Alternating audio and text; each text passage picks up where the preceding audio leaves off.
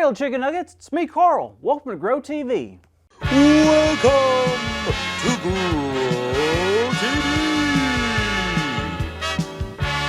Hosted by Carl. Where we have fun with our friends, talk about Jesus, and go over everything the Bible has to offer. Now once again, welcome to Grow TV.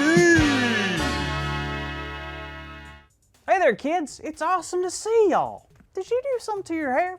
I like it. It's like a cool 70s astronaut vibe. I dig it.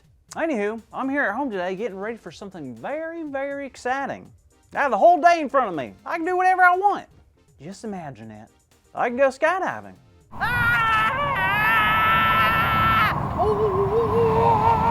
Or I could go to a football game. Woo! Go football team! Go sports! I love sports!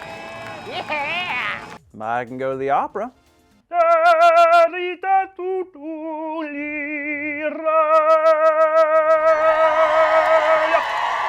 could go to the ocean. The world is my oyster. Or if you're allergic to shellfish, then the world could be your hush puppy. I'm telling you, today is the perfect day. Nothing, and I mean nothing, could go wrong. Oh, goodness, I thought I'd turn this off. Ah! No, this can't be. This can't happen. I can't believe it. Yo, my day is ruined. I just got word that it's Hooganduber season. Y'all don't know what a Hooganduber is? Okay, well, you're lucky. A Hooganduber is an exotic bird here in Florida. They're super colorful and really pretty to look at, but don't let that fool you. They'll fly in your hair and mess it all up. So bad to the point that you just have to shake it all off. When they flap their wings, they put out this terrible smell. It stinks up the whole neighborhood. And if that isn't bad enough, I'm allergic to them. This is awful. I wonder how long they'll be outside. Let's see. Are you kidding? It says Hoogendubers nest in new areas up to 4 weeks? Oh no, I'm stuck in my house for weeks? This is terrible. What am I gonna do? Maybe I'll watch some TV.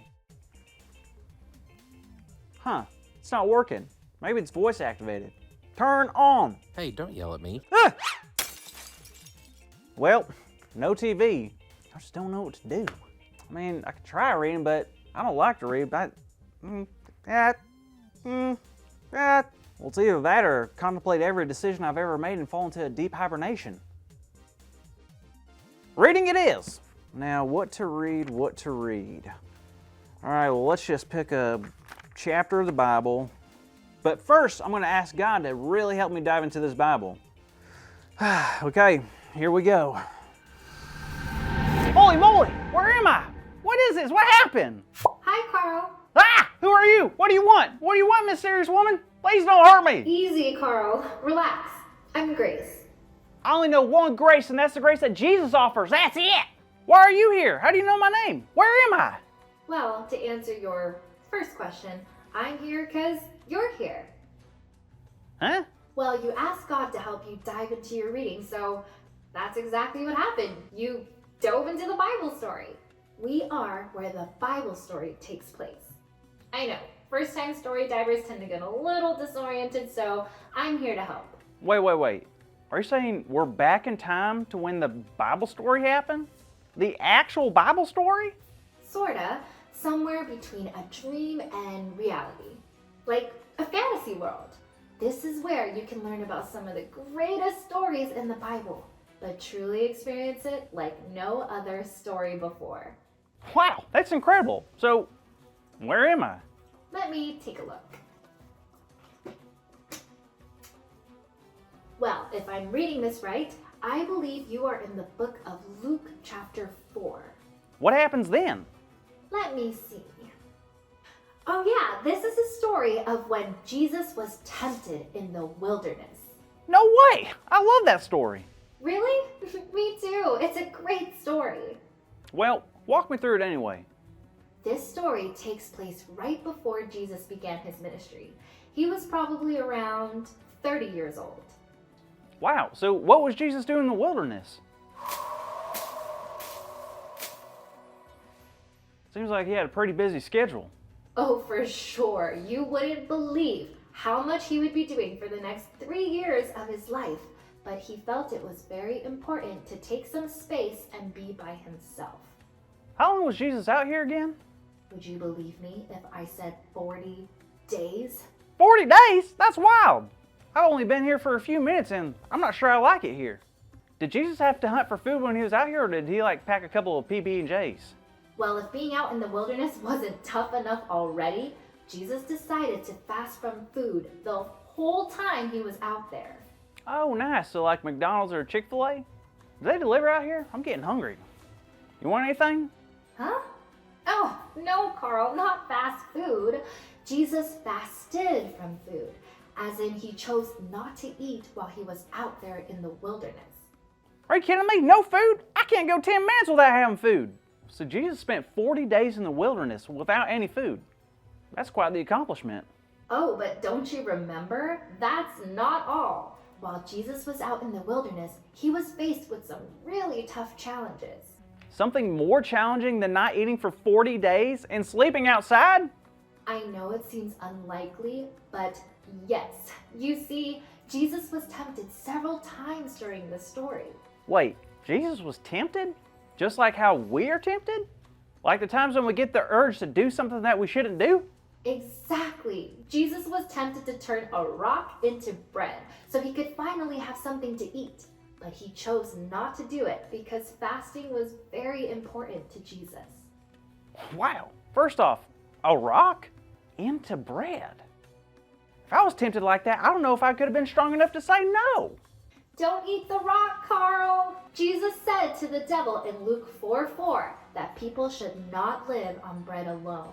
Oh, yeah, that's a lot of carbs. No, Jesus meant that obeying God was the most important thing. So Jesus stayed focused on God instead of giving in to what the devil told him to do. But right after that, it says Jesus was tempted again. How? He was brought up so he could see all the kingdoms in the world and was told that all of it would be given to him and he would be in charge of all the people in those kingdoms. All he had to do was just say the word. Well, what did he do? He said this, "It is written, worship the Lord your God and serve him only." Man, being out here, I can only imagine how tough it was for Jesus. I mean, for him to turn down the glory that was being offered so he could stop suffering and just have it easy. Was that it? Not yet. The devil tempted him one last time by telling Jesus to jump off the highest point of the temple. What? Why? The devil was testing him because if Jesus was really the Son of God, of course God wouldn't let Jesus get hurt.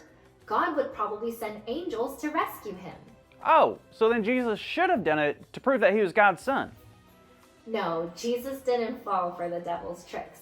Jesus knew the devil was twisting God's words and trying to make Jesus doubt God's power and love. So Jesus said, "Do not put the Lord your God to the test." Wait, I'm noticing a pattern. Wasn't everything that Jesus said directly from the Old Testament? Yep. You see, God gave us the scriptures for many reasons, but one of them is to do exactly what Jesus used it for. Well, what was that? To fight temptation. God knows we will face many challenges in this world, but God also knows we can use the Bible to fight off anything that comes our way. Even hunger, anger, bad thoughts, and sadness? Yes, all of those.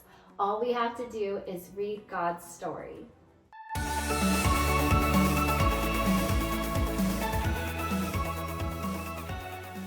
Well, hey there, kids. Wasn't that story a PageTurner? The Bible never ceases to amaze me. We heard about Jesus fighting temptation and overcoming it. I bet it's cool to hear that God can prepare us to fight temptation too. Now, today's big idea is God prepares us to fight temptation. Now, let's say it out loud on the count of 3. Ready? 1, 2, 3. God prepares us to fight temptation. Yay, great job, kids. Now, I'm going to hold on to this promise because I've been tempted lately. It's kind of normal to be tempted, but God prepares us to fight temptation. All right, count on God this week, okay, friends? See you next week. Thank you for watching, and tune in next week for a new episode of